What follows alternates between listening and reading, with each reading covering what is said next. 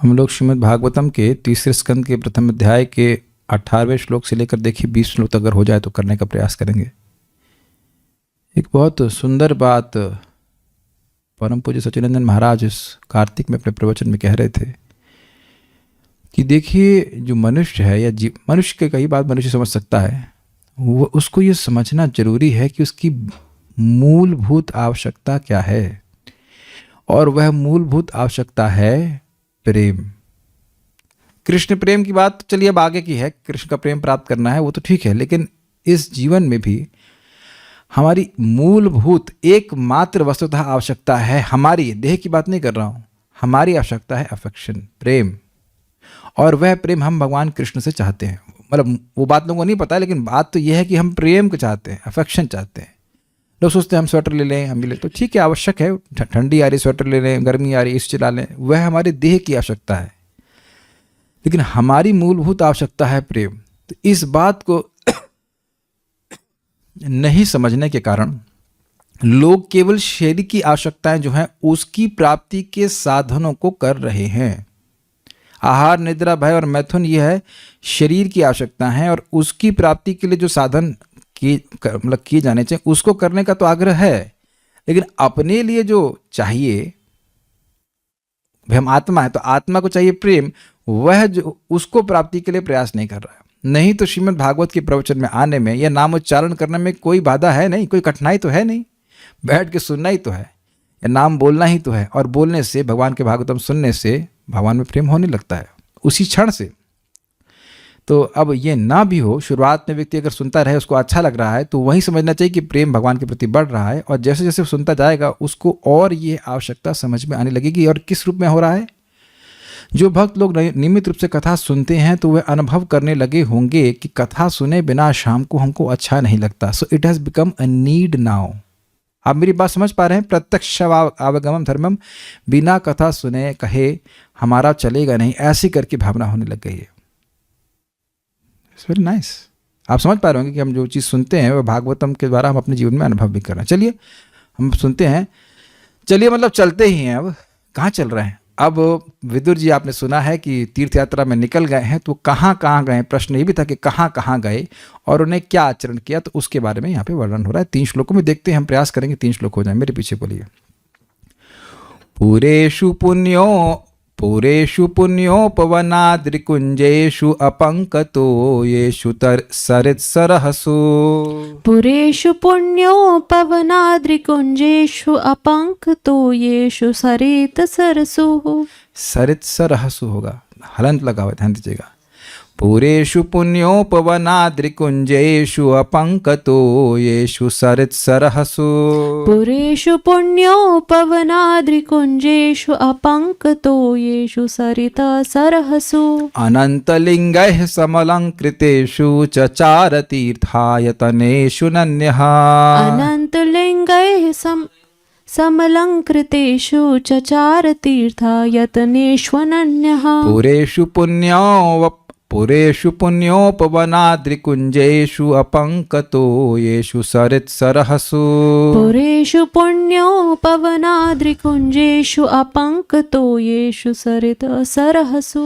अनन्तलिङ्गैः समलङ्कृतेषु चचारतीर्थायतनेष्वनन्यः। अनन्तलिङ्गैः समलङ्कृतेषु चचारतीर्थायतनेष्वनन्यः। पुरेषु पुण्योपवनाद्रिकुञ्जेषु अपङ्कतो येषु सरित्सरहसु। पुरेषु पुण्योपवनाद्रिकुञ्जेषु अपङ्कतो येषु सरित्सरहसु। अनन्तलिङ्गैः समलङ्कृतेषु चचारतीर्थायतनेष्वनन्यः। अनन्तलिङ्गैः समलङ्कृतेषु चचारतीर्थायतनेष्वनन्यः। वे एकमात्र कृष्ण का चिंतन करते हुए अकेले ही विविध पवित्र स्थानों यथा अयोध्या, द्वारका तथा मथुरा से होते हुए यात्रा करने निकल पड़े। उन्होंने ऐसे स्थानों की यात्रा की जहाँ की वायु, पर्वत, बगीचे नदियाँ तथा झीलें शुद्ध तथा निष्पाप थीं, और जहाँ अनंत के विग्रह, अनंत मतलब भगवान विष्णु के विग्रह, मंदिरों की शोभा बढ़ाते हैं, इस तरह उन्होंने तीर्थ यात्रा की प्रगति संपन्न करी। श्लोक शब्द देखिए, अन्वय देखिए। अनन्य, अनन्य का मतलब ना अन्य, अनन्य, एकमात्र कृष्ण के दर्शन करने वाले वह विदुर। अब क्या इसके दो अर्थ हैं। अनन्य मतलब अकेले, एकाकी, और उनके साथ कोई नहीं था, यानी पत्नी को भी छोड़ गए थे, और दूसरा कि कहीं भी जाते तो कृष्ण का ही दर्शन करते। अब ये काफ़ी रुचिकर बात है, भगवान के विभिन्न स्वरूपों का भी दर्शन करके उनमें कृष्ण का ही दर्शन करते, और कहीं पे भी जा रहे होते, किसी भी शहर में जा रहे होते, कि शहर का अर्थ है तीर्थ में जा रहे होते, तो वहाँ उद्देश्य यही होता कि भगवान के कौन से मंदिर वहाँ पे हैं जिनका मैं दर्शन करूँगा। भाई किसी भी तीर्थ में जरूरी तो नहीं केवल भगवान विष्णु के ही मूर्तियाँ हों, अन्य देवताओं की भी हो सकती हैं, लेकिन इनका इच्छा केवल भगवान विष्णु के दर्शन, मंदिरों के दर्शन करने की ही थी। ये समझ में आ गया। अनन्य, एकमात्र कृष्ण के दर्शन करने वाले। दूसरा अर्थ एक और भी है, एक और अर्थ बताया गया था। अनन्य का मतलब अनन्य भक्ति में प्रवृत्त, शुद्धा भक्ति में प्रवृत्त। अब उनके लिए राजकाज करने का कोई मतलब नहीं था, और कोई कार्य भी नहीं था उनका केवल। दूसरा अर्थ आप ये भी सुनते हैं, एक और अर्थ आप समझ सकते हैं। स्थावर जंगम देखे न देखे तार मूर्ति, सर्वत्र होए तार इष्ट देव स्फूर्ति। वह स्थावर और जंगम वस्तुओं को देखता है, लेकिन उनमें केवल अपने भगवान की ही स्फूर्ति होती है। तो अनन्य मतलब भगवान कृष्ण के अलावा और कुछ जगत में देखते ही नहीं थे। ऐसे विदुर जी अनंत लिंगा समलंकृतेषु, अनंत के मूर्तियों से, लिंग का मतलब होता है चिन्ह। जैसे मंदिर में अगर आप जाते हैं कृष्ण बलराम मंदिर में, तो पूछूंगा मैं कि भगवान कहाँ है, तो कहाँ, यहाँ कृष्ण बलराम जी हैं। तो यहाँ पे आप जहाँ भगवान का विग्रह है उसको लिंग अर्थात चिन्ह कहा जाएगा, भगवान यहाँ पे हैं। तो अनंत लिंगे समलंकृतेषु, अनंत की मूर्तियों से, अनंत मूर्तियों का मतलब समझ रहे, अनंत की मूर्तियों से, भगवान अनंत की मूर्तियों से समलंकृतेषु, अलंकृत। अनंत यहाँ पे भगवान को सूचित कर रहा है। यह दूसरा अर्थ अगर आप समझना चाहें तो अनंत लिंगई मतलब सहस्त्रों मूर्तियों से अलंकृत। यह तीसरा अर्थ है कि जो भगवान अनंत मूर्ति वाले हैं।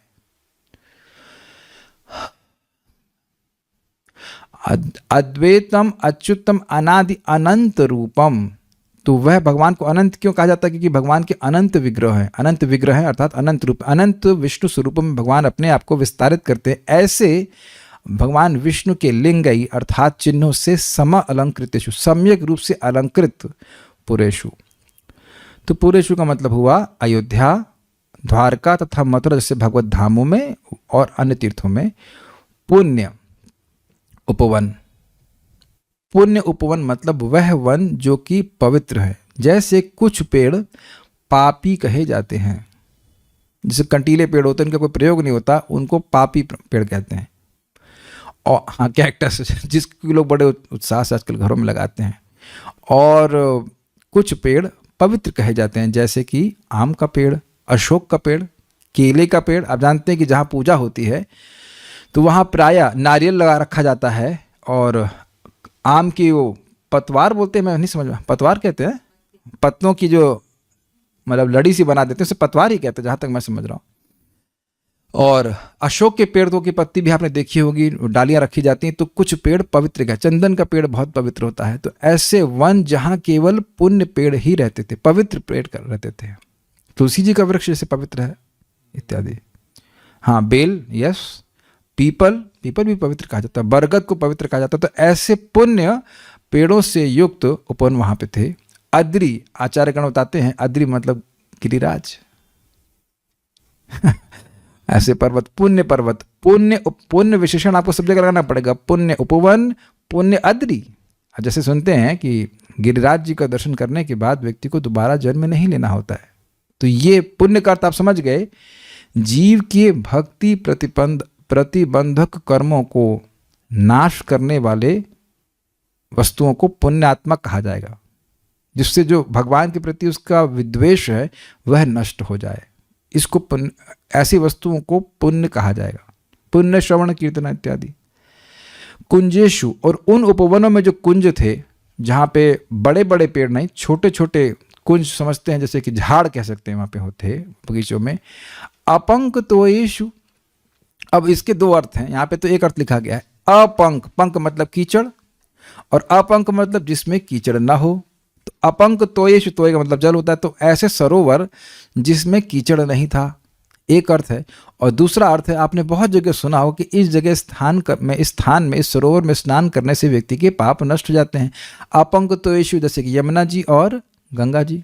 गंगा जी के तट पे तो वो मिलेंगे मैत्रेय से, और इधर यमुना जी के तट पे मिलेंगे उद्धव जी से, यहाँ ब्रज में मिलेंगे। जहाँ तक मुझे स्मरण आ रहा है ब्रज में ही तो मिलते हैं, लास्ट टाइम हमने डिस्कस किया था। तो अपंक तोयेषु का मतलब ऐसी नदियों में स्नान किए और ऐसे सरोवरों में स्नान किए जो कि पाप नाश करने वाले हैं। ब्रज में भी कितने सारे सरोवर हैं, बल्कि सारे सरोवर कह लीजिए, जैसे मानसी गंगा है और राधा कुंड है, तो ये सारे पवित्र जल हैं। गोविंद कुंड है, प्रेम सरोवर है, तो बिंदु सरोवर अन्यत्र है, बिंदु सरोवर गुजरात में है जहाँ तक मैं स्मरण कर रहा हूँ। तो अब वह ऐसे सरोवर हैं जिनमें स्नान करने मात्र से व्यक्ति का पुण्य लाभ होता है, इसलिए कह रहे अपंक तोयेषु। अपंक तोयेषु का मतलब है कि जो व्यक्ति को निष्पाप कर दे, ये अर्थ है। सरित, ऐसे सरोवर में, और सरसु मतलब झीलों में या नदियों में, तीर्थ आयतनेषु, उन सभी पवित्र तीर्थों में चचार यानी विचरण किए। तो शब्दों के अर्थ आप समझ गए। श्लोक देखिएगा वापस। पुरेषु मैंने कि अयोध्यापुरी, मथुरापुरी, उस तरह से उनमें, पुण्य उपवनाद्रि कुंजेषु, उन धामों में जो पवित्र उपवन थे, जो पवित्र पर्वत थे। जैसे अगर आप वहाँ जाएं भगवान श्री राम का दरिया चित्रकूट में, तो वहाँ पे एक विशेष पर्वत इसकी भक्त लोग परिक्रमा करते हैं। मैं नाम भूल गया, आप जानते हैं, मैं नाम भूल गया, लेकिन वो एक पर्वत है वहाँ पे, उसकी परिक्रमा करते हैं। वहाँ पे एक गुफा है जिसमें भगवान श्री राम रहे थे। तो गुफा में जाने का क्या प्रयोजन है? वह पुण्य गुफा है, वहाँ भगवान रहे थे, भगवान की लीला स्थली है माता सीता के साथ। तो इस प्रकार से वहाँ पे मंदाकिनी नदी वहाँ बहती है। तो बहुत सुंदर, बहुत सुंदर, इतना सुंदर है, खाली स्मरण करने से प्रसन्नता हो रही है कि उस सामने पूरा जंगल दिखाई पड़ता है और एकदम साफ जल वहाँ पे बहता है। सरयू तो आज भी बहुत एकदम साफ रहती। कामदगिरी, यस कामदगिरी, हाँ ऐसे करके है। तो इस तरह के पर्वत जो उन स्थानों में जो पवित्र पर्वत थे, उनमें कुंजेषु, वहाँ के सुंदर बगीचों में, जो कि पुण्य करने वाले थे। सुंदर से मेरा मतलब है कि पुण्य करने वाले। अपंक तोयेषु सरित सरहसु, और ऐसे पाप को नाश करने वाले पवित्र जल वाले सरोवरों में और झीलों में और नदियों में गए। नदियों में गए मतलब वहाँ देखा, स्नान किए। और अनंत लिंगय समलंकृतेषु, भगवान अनंत के मूर्तियों के द्वारा, भगवान के विग्रहों के द्वारा सम्यक रूप से अलंकृत तीर्थ आयतनेषु, विभिन्न तीर्थों में वह गए, चचार गए। किस रूप में गए? अनन्य, किसी को साथ लेके नहीं गए, और केवल कृष्ण को ही सामने रखते हुए, कृष्ण की ही को देखने की लालसा से ही वह गए। क्योंकि अब उनको बिल्कुल क्लियर था कि मैं बहुत अपवित्र हो लिया, अब मेरे जीवन का एकमात्र लक्ष्य और कार्य है भगवान को प्रसन्न करके अपने को पवित्र करना, ताकि मैं भगवान का प्रेम प्राप्त कर सकूं। ये है इस बात, और कोई प्रयोजन ही नहीं रह गया। श्रीधरी, विदुर जी जो पुण्य अर्थात पवित्र वन थे, उनमें विद्यमान कुंजेषु अर्थात कुंज तथा लता स्थान थे। अपंकतोयेषु अर्थात स्वच्छ जल से भरे हुए सरोवर, और सरित सरसु अर्थात नदियों, एवं तीर्थायतनेषु अर्थात तीर्थ क्षेत्रों में गए। प्रश्न है कि ये सभी किस प्रकार के थे? ये सब किस प्रकार के थे जहाँ पे गए? तो कहते हैं, तो उसका उत्तर है कि अनंतस्य लिंग मूर्ति भी समलंकृतेषु, थोड़ी स्पेलिंग मिस्टेक है, अर्थात वे अनंत मूर्तियों वाले श्री भगवान की मूर्तियां जिन स्थानों में थी, उन स्थानों में गए। समझना चाहिए कि वो स्थानों का संबंध उस नदी का या उस पर्वत का, उस कुंज का, उस वन का संबंध भगवान से था, इसलिए वहां पे गए। कोई भी वस्तु पवित्र इसीलिए होती है, उसका संबंध भगवान से होता है। जैसे जल हमको ऐसे विशेष पवित्र नहीं करता है, मतलब बाहर रूप से पवित्र करता है, लेकिन जल को हम जब भगवान को अर्पित कर देते हैं तो वो प्रसाद जल हमको बहुत ज़्यादा शुद्ध कर देता है। भोजन तो ऐसे पवित्र नहीं करता है, लेकिन भोजन जब भगवान को अर्पित कर देते हैं तो वो हमको परम पवित्र करने वाला था। वाणी हमको ऐसे पवित्र नहीं करती बल्कि अपवित्र ही करती है, लेकिन वाणी का संबंध भगवान अनंत से है। नामान अनंत यशवंकितानियत शुण्वन्ति गायन्ति गृणंत साधव।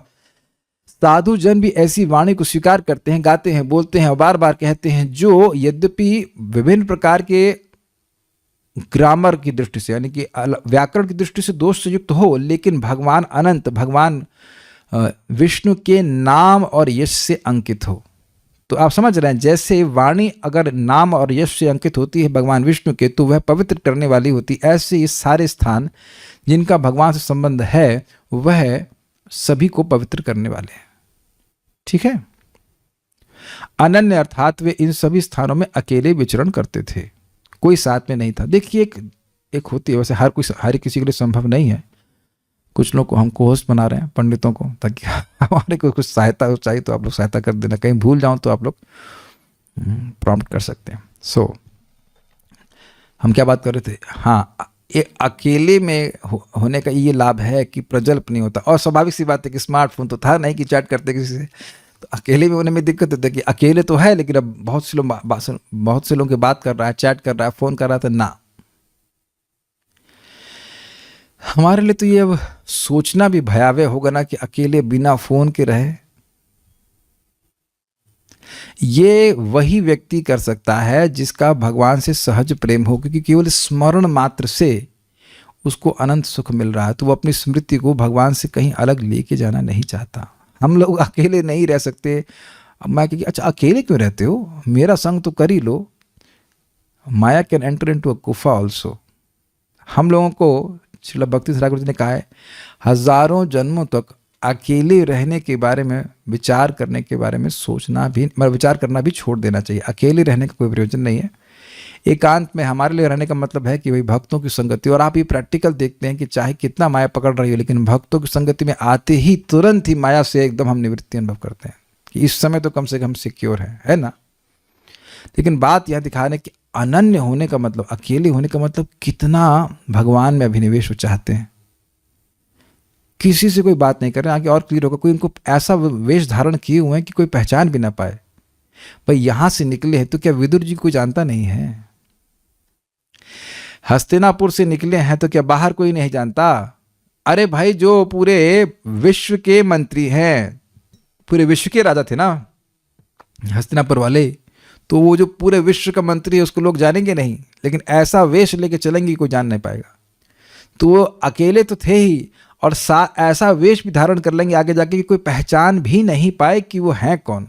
That means he did not want any association. किसी से कोई बात नहीं करना चाहते, चुपचाप गए मंदिर में, दर्शन किया, भगवान का स्मरण किया, सुखी रहे और आगे बढ़ गए। यस।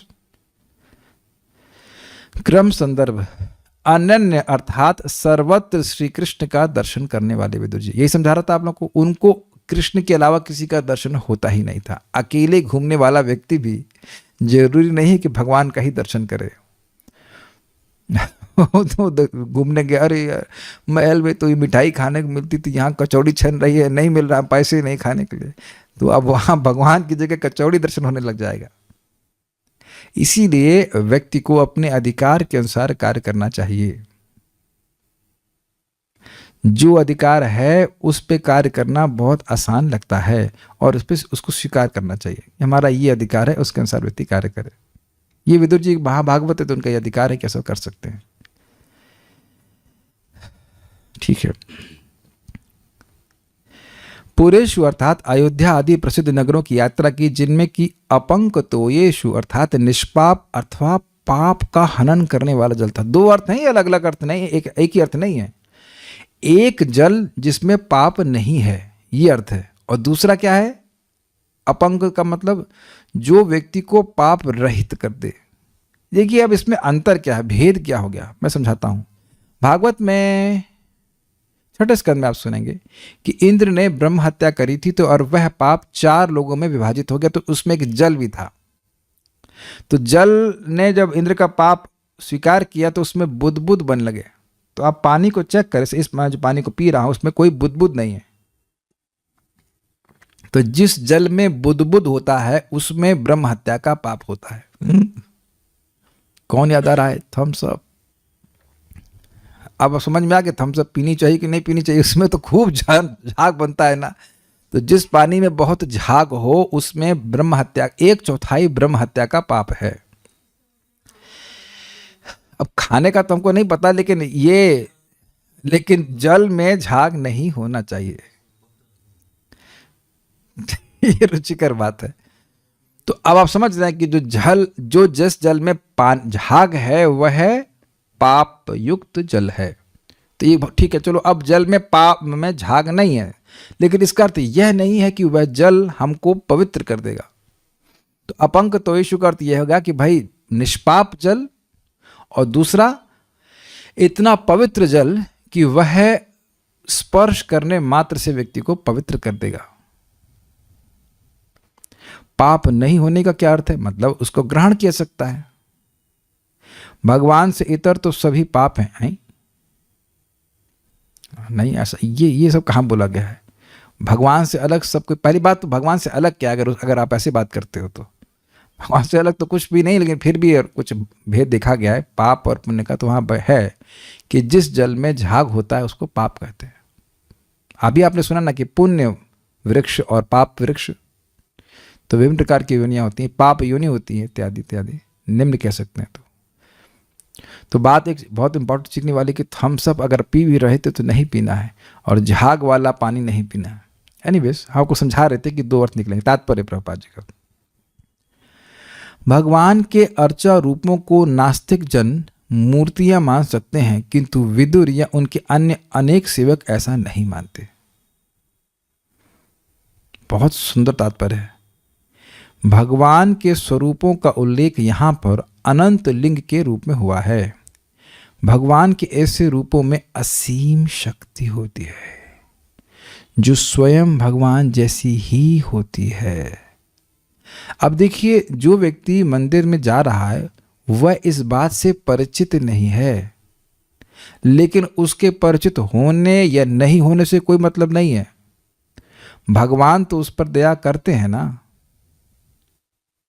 तो आप कहेंगे फिर हमें परिचित होने की क्या जरूरत है? जब परिचित हो जाता है तो व्यक्ति बड़े आग्रह से मंदिर में जाता है, और वहां जाकर के भी भगवान का अपराध ना हो इस बात का ध्यान रखता है।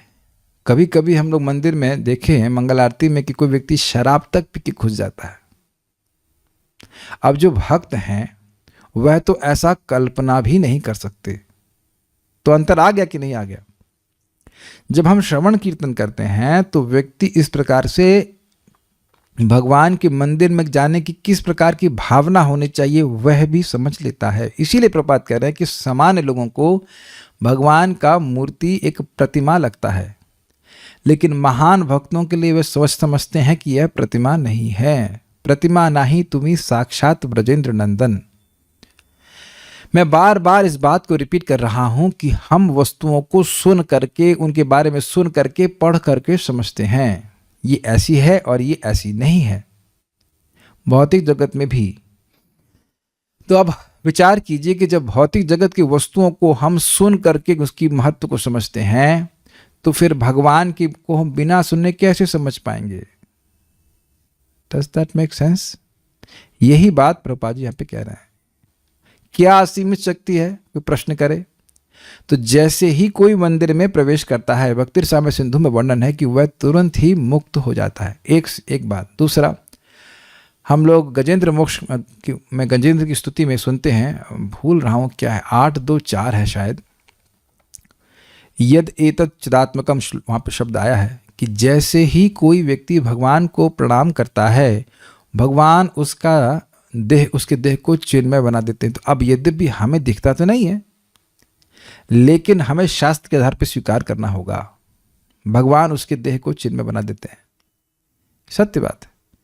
तो अगर भाग्य हो तो व्यक्ति को भगवान का दर्शन करना चाहिए। अब एक और लीला सुनिए।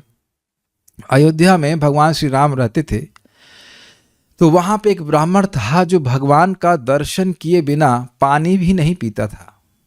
तो एक बार जब भगवान श्री राम बाहर गए हुए थे तो उसने दिन तक उसने पानी तक नहीं पिया। तो भगवान श्री राम अपने भक्त को के दुख को देखकर अपना एक विग्रह बनवाए और वह उस ब्राह्मण को दे दिए। क्या इनमें और मुझ में कोई भेद नहीं। ऐसे ही श्रीमन चैतन्य महाप्रभु और नित्यानंद प्रभु,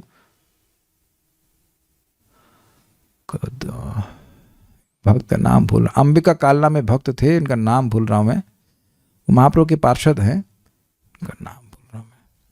भाई कोई पंडित याद दिलाया हमको, वो साक्ष्य रस में थे, मैं नाम भूल रहा हूँ। एनी हाउ अंबिका कालना में रहते थे, उनका नाम मैं भूल रहा हूँ, लेकिन जो भी है तो वह पंडित नाम था, कुछ तो नाम भूल रहा हूँ मैं। एनीवेज, तो उनके यहाँ पे गौर निताई के विग्रह थे, तो गौर नित्यानंद उनके पास गए, वो कहे गौरीदास पंडित, यस गौरीदास पंडित जी, परफेक्ट। तो ये हैं श्रीदामा सखा हैं गोलोक में। तो अब इनका तो साक्ष्य रस है। तो गौर नित्यानंद प्रभु और गौरांग महाप्रभु जब जाने लगे तो कहते हैं नहीं आप नहीं जा सकते, यहीं रहिए। मैंने कहा ठीक है, तो उनके विग्रह बनवा दिए गौर निताई के। तो अब भगवान ने कहा, फिर वो जाने लगे तो कहते नहीं आप नहीं जा सकते। कहते हैं तो विग्रह तो है ना, कहते नहीं आप भी रहिए। तो कहते दोनों में से किसी एक को सेलेक्ट कर लो, मुझ में, हम में और हमारे विग्रह में कोई भेद नहीं है। तो कंफ्यूज हो गए। तो उनको ऐसी प्रतीति हुई, अनुभव कि मैं और भगवान में और भगवान के विग्रह में कोई भेद नहीं, तो समझ ही नहीं पा रहे थे कौन जाएंगे। फिर गौर निताई चले गए। और उन्हीं के विग्रह के संग लीला है कि उनके एक बार एक शिष्य, वो कुछ बाहर गए हुए थे, तो लौट के जब आने वाला, उस समय आने वाला था चैतन्य महाप्रभु का आविर्भाव दिवस का, गौर पूर्णिमा आने वाला था। तो उनके शिष्य का नाम था दुखी कृष्णदास, जहाँ तक मुझे स्मरण रहा। वही तो श्यामानंद प्रभु हैं आगे जा करके, श्यामानंद यही वहाँ वही हुए हैं, वही तो हुए। तो दुखी कृष्णदास भगवान के, ना क्षमा कीजिए, हृदय चैतन्य दास उनका नाम, उनके शिष्य का नाम था। उनके शिष्य हुए थे दुखी कृष्णदास। तो हृदय चैतन्य दास का नाम क्यों पड़ा ऐसा? तो हृदय चैतन्य दास देखे कि गुरु जी आए नहीं और ये चैतन्य महाप्रभु का आविर्भाव दिवस आ रहा है, तो उसकी तैयारी शुरू कर दी। क्या करें, गुरु जी वापस नहीं आए, बड़े दुविधा में थे। तो अब गुरु जी आ गए, गौरदास पंडित जी आ गए, तो देखिए तुम हमारे बिना तुमने सारी तैयारी शुरू कर दी। बड़ा गुस्सा हुआ, तो बाहर निकाल दिया उसको। अब इधर हृदय चैतन्य बाहर जाकर के खूब कीर्तन कर रहे हैं, सारी तैयारी चल रही। तो अब गौर निताई अंदर बोर हो रहे, तो वहां से भाग गए। गौरीदास पंडित के घर से, मंदिर से भाग गए वो, और जाकर के वहां संकीर्तन में नाचने लगे, विग्रह नाचने लगे, जहाँ पे हृदय चैतन्य नाच रहे, मतलब संकीर्तन कर रहे थे, सब फेस्टिवल हो रहा था। तो गौरीदास पंडित डंडी लेकर के, छड़ी लेकर के डांटने के लिए, पीटने के लिए आए। तो जब गौर निताई को अपने विग्रह को, और गौर निताई जब देखे कि ये पिटाई करने आया है, तो जा करके हृदय चैतन्य के हृदय में घुस गए। इसलिए उनका नाम था हृदय चैतन्य दास। तो आपको हम समझा रहे हैं कि ऐसे बहुत सारे पास टाइम हैं, लीलाएं हैं, जिसमें भगवान के विग्रह ने एकदम व्यक्ति की तरह बर्ताव किया है। श्रील प्रभुपाद जी का वक्तव्य है ये कि लॉस एंजलिस में रुक्मिणी द्वारकाधीश हैं। तो उन प्रभुपाद ने कहा कि मैं वृंदावन वापस भारत वापस नहीं आना चाहता था, लेकिन रुक्मिणी द्वारकाधीश ने मुझसे कहा, प्रभुपाद से कहा कि मैं तुमको लॉस एंजलिस के इस मंदिर से 100 गुना अच्छा मंदिर वृंदावन में दूंगा। वो इस्कॉन वृंदावन है यहाँ पे, ये भगवान के साक्षात आयोजन से ये मंदिर बना है, इसमें कोई संदेह नहीं होना चाहिए। विलक्षण मंदिर है, भगवान की इच्छा से साक्षात यहाँ पे मंदिर प्रकट हुआ है, प्रभुपाद जी ने बोला है। ऐसे ही प्रभुपाद जी चौपाटी का मंदिर, जूहू चौपाटी का मंदिर, उसके लिए बहुत संघर्ष किए थे। तो एक समय ऐसा आया कि वो जो राधा रास बिहारी मंदिर है, तो उसको भक्तों ने कहा इतना दिक्कत हो रही है, अरे अब जिसकी प्रॉपर्टी उसको दे देते हैं। तो आप पढ़ेंगे इसको उसमें प्रभुपाद जी की लीलामृत में। तो वहाँ पे प्रभुपाद जी बहुत क्रोधित हुए, कहे नहीं, मैंने उनको वादा किया है कि मैं उनके लिए मंदिर बनाऊंगा। राधा रास बिहारी की भगवान के विग्रह आ गए थे, वो मेकशिफ्ट टेम्पल में थे, मैंने उनको वादा किया है। तो ये केवल भावनाएं नहीं है, शुद्ध भक्त भगवान के विग्रहों से बात भी कर सकते हैं। तो उनके अनुभव के आधार पर हमको स्वीकार करना पड़ेगा। आज एक भक्त हमको बोल रहे थे, क्या कोई ऐसा व्यक्ति है इस्कॉन में जिसने बात करी हो भगवान से? आचार्यों ने तो बात करी है, आचार्यों ने तो सेवा करी है, क्या और भक्त लोग भी हुए हैं जो बात कर पाए? हमने कहा भाई हमको थोड़ा सा क्रोध आया। हमने कहा ये बताइए कि आपके पिताजी का बुखार पैरासीटामोल से उतरता था कि नहीं? हाँ। हमने कहा दादाजी का, तो हाँ दादाजी का भी उतरता था, तो क्या आपका भी उतरेगा कि नहीं उतरेगा? उसमें कोई नई बात थोड़ी ना है। क्या आज कोई ऐसा व्यक्ति है जिसका बुखार पैरासीटामोल से उतरता हो?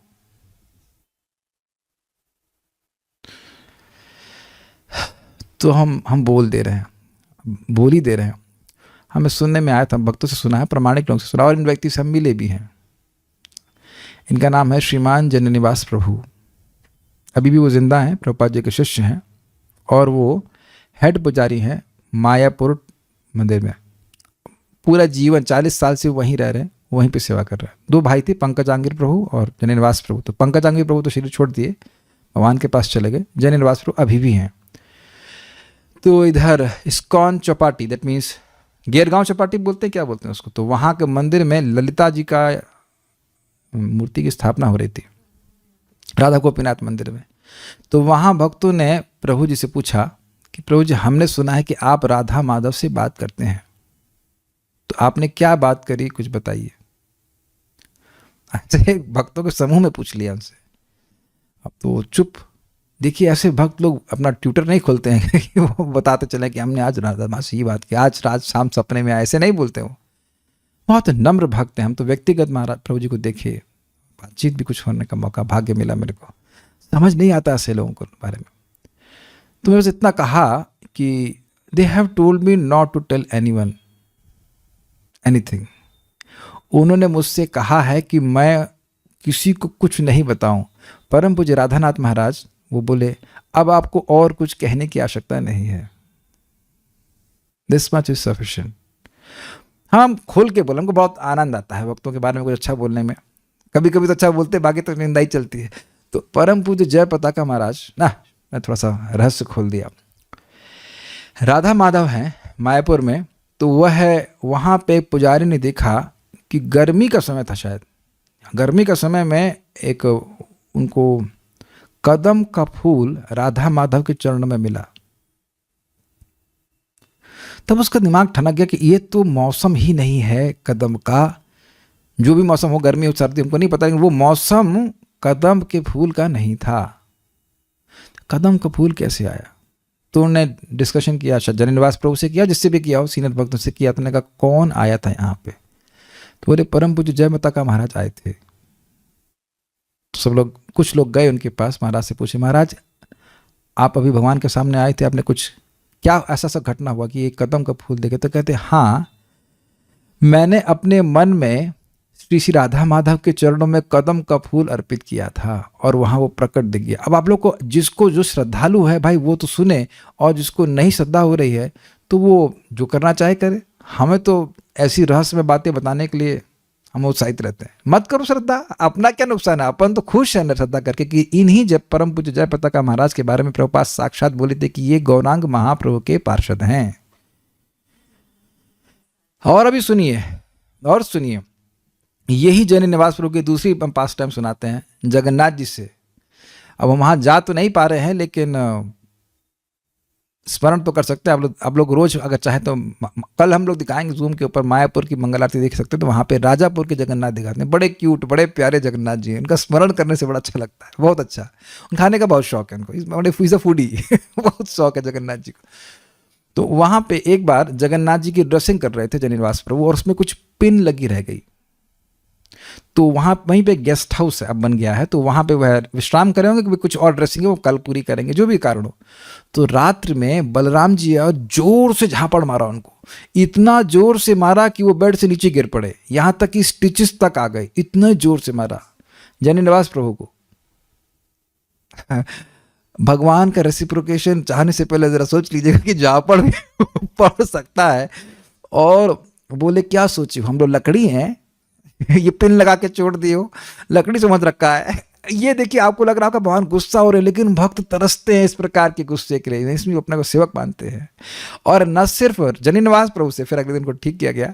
तो जननिवास प्रभु अपितु वहीं पे कोई व्यक्ति था, वो मुसलमान था, जो भी रहा हो, तो वह वहाँ से जा रहा था, तो जगन्नाथ जी का प्रसाद उसको दिया गया, और वो लिया नहीं, तो उसके उसकी शाम को रात में सपने में आए और उसका कॉलर पकड़ छाती पे चढ़ के कहे तेरे को जान से मार दूंगा, तूने मेरा प्रसाद नहीं लिया। तो अगले दिन वह खुद आया, कहा दादा दादा दादा गुस्सा हो रहा है। दादा बोलता था मतलब बड़ा भाई बंगाली में। तो कहते हैं ये तो बड़ा गुस्सा हो रहा है, आप उसका प्रसाद ला के दीजिए, प्रसाद ला के दीजिए। उनको बहुत जागृत विग्रह कहते हैं। और एक और बात वहाँ पे लीला हुई कि किसी कारणवश वहाँ पे गिरिराज जी को ले आया गया। तो जगन्नाथ जी स्वप्न में आए भक्त के, पुजारी के, इसको हटाओ यहाँ से, इस गिरिराज जी को हटाओ, मैं भूखा मरा जा रहा हूँ। तो क्यों भूखे मर जा रहे हैं? कह रहे हैं भाई मैं मंत्र पढ़ने के बाद स्वीकार करता हूँ, यह तो मंत्र की अपेक्षा ही नहीं करता है, पहले खा जाता है सब कुछ, मेरे को कुछ खाने को मिलता ही नहीं है। समझ रहे हैं बात?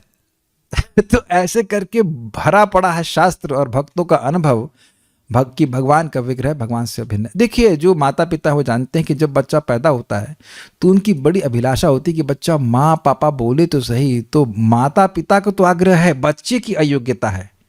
तो हम लोग अभी योग्य नहीं बने भगवान से सीधे बात करने के लिए। माइक पे बताइए, कुछ कह रहे थे, माइक पे बताइए।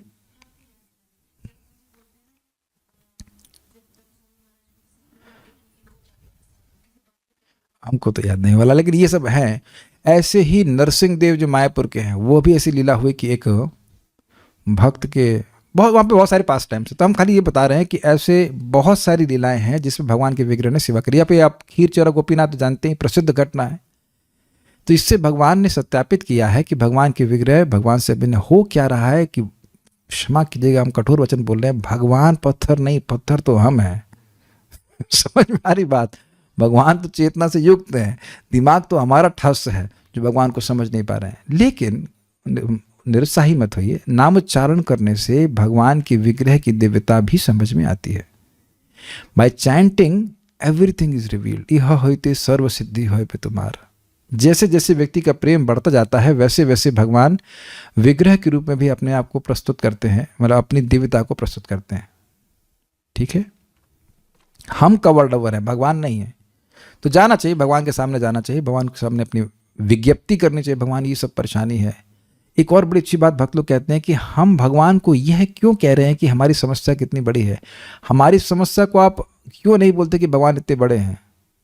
कठिनाई यह है कि हम भगवान के सामने जाकर के उनसे सहायता नहीं मांगते।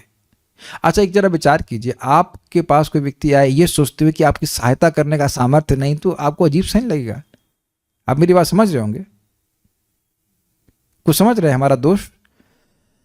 हम किसी समर्थ व्यक्ति के पास जाएं लेकिन मन में ये भाव है कि यह तो हमारी सहायता कर नहीं सकता है, तो उसको कैसा लगेगा? तो भगवान भी तो अंदर बैठे सोच रहे हैं कि ये सोच रहा है कि मैं इसकी सहायता नहीं कर सकता। तो अपनी समस्याएं बताइए।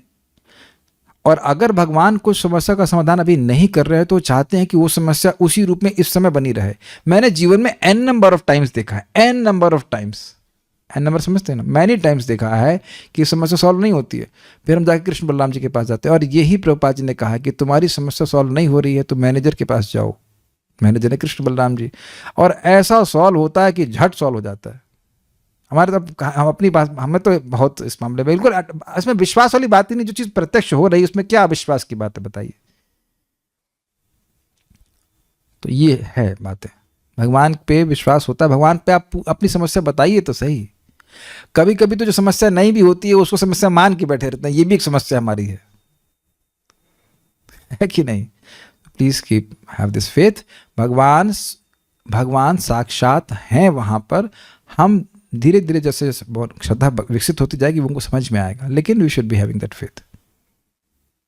कुछ कहना चाहते हैं? Yes, speak. प्रभु जी, आप ही ने बताया था कि एक बार जगन्नाथ यात्रा में जयपताका स्वामी महाराज वैसे तो चल नहीं पा रहे हैं अभी, तो पर उनका जाने की बहुत इच्छा थी यात्रा में, पर जा नहीं पाए। तो जब यात्रा पूरी हो गई तो रात के समय एक पुजारी के स्वप्न में जगन्नाथ भगवान आए और उन्होंने कहा कि वो मेरा भक्त नहीं आ पाया। जयपताका स्वामी महाराज को इंगित करते हुए नहीं बोल रहे थे कि मेरा भक्त नहीं आ पाया, तो आप उनके लिए ये लाल साफा लेके जाओ मेरे पास से, मेरे चरणों में अर्पित है, और प्रसाद लेके जाओ और उनको देना।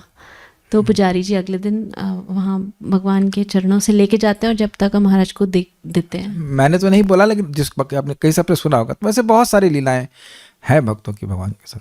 ठीक है, तो ये हम खाली इस सारी कहानी कहने का प्रयोजन ये था, कथा मतलब कहने का प्रयोजन था, भगवान के ऐसे रूप में असीम शक्ति होती है जो स्वयं भगवान जैसी ही होती है। अर्चा की शक्तियों तथा भगवान के साकार रूपों की शक्तियों में कोई अंतर नहीं होता। और एक और इंटरेस्टिंग बात है, श्री वैष्णव संप्रदाय की एक शिक्षा है कि भगवान के जितने भी विग्रह हैं वो सब भगवान के अर्चा विग्रह में आ जाते हैं। एक हम इस्कॉन की जो पुस्तक है, क्या नाम आता है उसको, भगवत दर्शन, उसमें एक लेख प्रकाशित हुआ था कि बॉम्बे की चौपाल चाल, बॉम्बे की चाल, मुंबई की एक चाल में एक भक्त रहते हैं और आज भी शायद वहीं रहते हैं। उनका घर बहुत छोटा है, बहुत छोटा, 6 बाय 6, 8 बाय 8 जो भी है, उसमें बहुत सब लोग रहते हैं। उसमें भी वह प्रतिदिन जगन्नाथ जी को 64 भोग, 66 भोग होता है, 56 ना जो भी हो, 56 या 64 भोग रोज अर्पित करते हैं। कैसे करते हैं आप बताइए? तो भगवान ही व्यवस्था करते हैं कि वहां प्रसाद की व्यवस्था हो जाती है, भोग की व्यवस्था हो जाती है। हाँ, मतलब ऐसे कुछ है, मतलब अंदाज से बोला, भूल गया, लेकिन बहुत छोटा घर है। एक बहुत सिंपल सी बात है, भगवान जब बोल रहे हैं पत्रम पुष्पम फलम तोयम, तो जब वो देंगे ही नहीं तो हम उनको देंगे कैसे? है ना? तब आप कह देंगे भाई जब आप दे ही नहीं रहे तो हमको देंगे कैसे? और यही बात परम पूज्य राधा गोविंद महाराज समझा रहे थे कि भगवान जब कहीं मक्खन चोरी करने जाते और मक्खन नहीं मिलता तो कहते हैं यहाँ पे दरिद्रता यहाँ बसती रहे, मुझे कुछ नहीं खाने को मिला। तो गृहस्थों का तो विशेष रूप से ये कर्तव्य है कि भोजन बनाएं। अभी ये मत कहिए कि आपके पास रोटी भी नहीं है बनाने के लिए, आटा भी नहीं है, ऐसा तो नहीं हो सकता ना। बड़े उत्साह से बनाना चाहिए। देखिए अद्वैताचार्य जी के बारे हम जय महाविष्णु के अवतार हैं, वो क्या कह रहे हैं कि हे महाप्रभु, आप मेरे दोनों हाथ सफल हो गए, मुझे आपके लिए भोजन बनाने का मौका मिला। This is our great fortune that we cook for Krishna. Is it okay? ठीक है। अर्चा की शक्तियों तथा भगवान के साकार रूपों की शक्तियों में कोई अंतर नहीं होता। यहाँ पर पत्र पेटी यानी पोस्ट बॉक्स तथा डाकघर यानी पोस्ट ऑफिस का उदाहरण लागू होता है। शहर भर में लगी छोटी छोटी पत्र पेटियों में सार्वजनिक डाक व्यवस्था के समान ही शक्ति होती है। बहुत सिंपल सी बात है, आप डाकघर में जाकर के पत्र डालेंगे या डाक पेटी में डालेंगे, सब आपका पत्र पहुंच जाएगा। बहुत हल्की बात लगती है ना ये, बहुत हल्की बात लगती है ना ये। अब मैं जो बोलूंगा अब आपको समझ आएगा कि ये हल्की बात नहीं है, ये हल्की बात नहीं है। मानो कि अब भगवान कृष्ण आपके सामने ही बैठे होते तो उनको परस के खिलाते कि नहीं, भाग्य मानते कि नहीं, बस वही लाभ आपको भगवान के विग्रह की सेवा का है। अब समझ में आए कितना बड़ा भाग्य है? कुछ क्लियर हो रहा है कि मैं क्या कह रहा हूं? भगवान कृष्ण साक्षात सामने बैठे होते, उनको आप कुछ भी रोटी चावल पुआ पकौड़े जो कुछ भी खिला रहे थे, वो जो लाभ मिलता वही लाभ भगवान अर्चा विग्रह के रूप में देने के लिए आए हैं। ये उनकी कृपा अवतार है, क्योंकि हम लोग उनको साक्षात दिव्य रूप में अभी नहीं देख सकते। व्हाट एन अमेजिंग मर्सी है ना? तो प्रभुपाद जी इसी बात को कहते हैं कि अगर व्यक्ति श्रवण कीर्तन नहीं करेगा तो अपने भाग्य को भार मानेगा। प्रभुपाद जी शब्द कहते हैं ऐसे, वृंदावन के बारे में कह रहे थे कि यू विल से कि इस बुढ़े ने हमें 6 मूर्ति दे दी हैं, भार दे दिया है, ऐसा प्रभुपाद जी का शब्द है। और अगर हम श्रवण कीर्तन करते हैं तो हमारा उत्साह बन जाता है, नहीं मैं तो बहुत बड़ा भाग्य मेरे को मिल रहा है कि मैं भगवान का दर्शन करने जा रहा हूँ, या भगवान की सेवा करने को मिल रहा है। भाई मंदिर दूर है तो आप घर में विग्रह रख सकते हैं, सेवा कर सकते हैं। डाकघर का कार्य पत्रों को एक स्थान से दूसरे स्थान तक पहुंचाना है। यदि कोई व्यक्ति सार्वजनिक डाकघर द्वारा मान्य पत्र पेटियों में पत्र डालता है तो पत्र ले जाने का कार्य निश्चित रूप से संपन्न होता है। इसी तरह अर्चा मूर्ति भगवान के साक्षात उपस्थित होने जैसी असीम शक्ति प्रदान कर सकती है, और क्योंकि यह सामान्य इंद्रियों से नहीं दिखता है इसलिए अश्रद्धा होने की ज़्यादा संभावना है। इसीलिए सुनना चाहिए। जैसे मैंने आपको बताया ना, भगवान को स्नान कराते हैं तो वो जल, जितनी उस जल में बूंदें होती हैं उतनी हजारों युगों तक वह व्यक्ति भगवान के धाम में निवास करता है। बेसिकली बात है कि हमेशा के निवास करता है। लेकिन ना तो ये हमें दिखेगा इस समय और ना ही बाहर लोगों को दिखेगा। सिंपल है ना, कितना सिंपल है जल। और मैं कई बार समझा चुका हूं कि देखिए जाड़े का समय है, हल्का सा गुनगुना जल कितना सुख देने वाला होता है कि नहीं। गर्मी में ठंडा जल, हल्का सा मतलब सामान्य जल कितना सुख देता है। ये केवल आप जल नहीं डाल रहे हैं, भगवान को सुख दे रहे हैं, ये स्मरण करिए। इसीलिए भगवान कहते हैं नहा के मुझे नहलाओ। तुमको अच्छा लगा ना गुनगुने पानी से स्नान करके, ऐसे मेरे को भी स्नान कराओ। एक भक्त कह रहे थे हम आलस में गर्म नहीं करते। हमने कहा अच्छा अपने लिए भी आलस करते हैं? अपने लिए तो आलस नहीं करते, तुरंत गीजर ऑन कर लेते हैं। अपने लिए आपको भगवान सुविधा दे रहे ना, जो आपको गीजर दे रहा है उसको आप गुनगुना पानी नहीं दे रहे, ठंडे में दे देंगे, वो दिन ऐसी बिजली काटेगा कि पूरा जाड़ा ठंडे में स्नान करना पड़ेगा। The more you are becoming conscious that Krishna is a person, the more he reciprocates. यही अर्थ है इसका। जितना आप उनको भगवान को एक व्यक्ति के रूप में स्वीकार करेंगे वैसे। भाई मान लीजिए आप कहें कि हमें खाने में नहीं समझ में आ रहा है कि नमक कम है कि ज़्यादा, थोड़ा कम डालिए और नमक साथ में दे दीजिए। सामान्य लोग मुझसे करते हैं कि नहीं, भाई ज़्यादा देंगे तो दिक्कत आएगा। ये इसलिए अगर आपको लग रहा है कि नमक आपसे अंदाज नहीं बन रहा है तो भाई ठीक है, थोड़ा कम डाल दीजिए और बाद में अलग से भगवान को नमक दीजिए। भगवान को नमक अलग से डालने में कोई प्रॉब्लम नहीं है, उनको बीपी नहीं बढ़ेगा उनका, ही इज़ ओके। अगर नहीं समझ में आ रहा है, सबसे तो अच्छा है कि बिल्कुल हाथ सेट होना चाहिए। नहीं हो पा रहा है तो कोई बात नहीं, वैसे कर दीजिए, but don't neglect the DT. मेरी बात समझ रहे ना? भोजन देना ये बहुत बड़ा प्रेम का लक्षण है। भोजन सुख है, भोजन सुख है। Is it okay? ये समझने का प्रयास कीजिए, this is not ordinary service. किसी भी साधु को बुलाते हैं, माताओं क्या सोचते हैं सेवा का प्रारूप? खिलाना है, खिलाना। कथा सुननी है नहीं सुनना आगे बात, खिलाना है, खिलाना है। पहली बात मन में आती, खिलाना है, खिलाना है। क्यों माता जी? नहीं तो समझ में आ रहा है? इतना तो समझ में आता है कि भोजन कराना सुख है, भोजन कराना सेवा है। ये तो सबको समझ में आता है ना। ये तो आपकी ननद को भी समझ में आता है कि वो आती है कहती खाऊंगी बनाऊंगी नहीं, है कि नहीं? गलत तो नहीं कह रहे हैं। भोजन सुख है, शास्त्र का वचन है, तो सुख दीजिए भगवान कृष्ण को। वाकई सुखी होते हैं वो, मांग भी तो रहे हैं, पत्रम पुष्पम, कुछ तो दो भाई, जल तो दो कम से कम। आज आप हंसेंगे, मुझे तो बहुत हंसी आए, कैसे कैसे प्रश्न करते, प्रभु जी क्या हम लोग तुलसी की पत्ती को 2 भाग करके दे सकते हैं भगवान को? हमने कहा देखो क्या है नलायकी, हम भगवान इसीलिए बोले पत्रम, अब ये हाफ पत्रम देना चाहते हैं। भगवान बोल रहे हैं कि 1 पत्ता दे दो, तो ये इतना आलस कि अब ये आधा पत्ता देना चाहते हैं, आधा पत्ता देना चाहते हैं। ये कितना बड़ा दुर्भाग्य है जीवात्मा को, बताइए। अब भगवान क्या कहेंगे? किंचित मात्र पत्र दे दो। अरे भाई तुम्हारे पास पत्ती भी नहीं तुलसी की, शर्म करो। है कि नहीं? 100 रुपए की तुलसी बड़ी उगी मिल जाती है, नहीं मिल जाती है।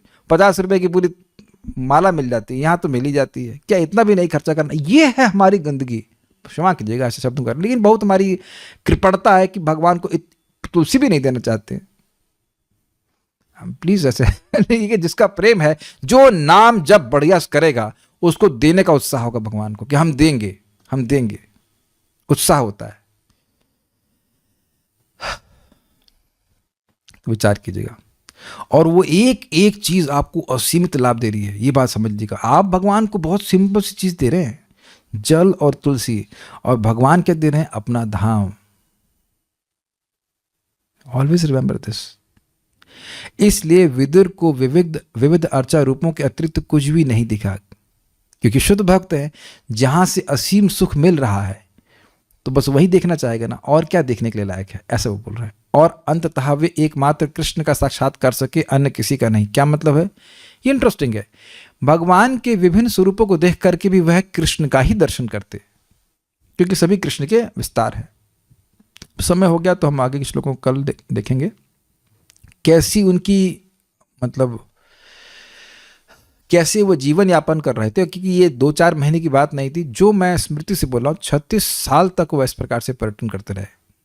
36 साल, जो मैं सुना हूँ, अभी मैं पढ़ा नहीं हूँ लेकिन मैंने सुना है इस प्रकार से, कई सालों तक वह ऐसे भ्रमण करते रहे।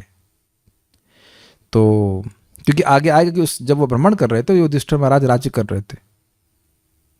ये 36, यस, तो भक्तों को बता रहे हैं कि 36 ही है। 36 साल तक ऐसे करते रहे, तो 36 साल तक ऐसे भ्रमण करते रहे। इसलिए 36 साल तक वो कैसे रहे, ये भी बहुत आश्चर्य की बात है। उसको हम लोग कल भगवान ने चाहा तो सुनेंगे कल, हाँ शाम को सुनेंगे।